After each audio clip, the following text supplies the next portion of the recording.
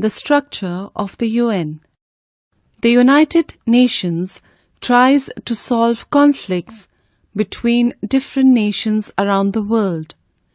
It provides scientific and technical expertise in various fields like agriculture, health, and education.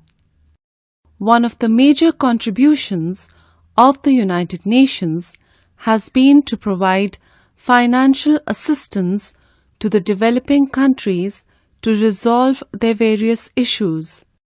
The UN Charter has established 6 different organs that serve different functions: the General Assembly, the Security Council, the International Court of Justice, the Secretariat, the Trusteeship Council, the Economic and Social Council,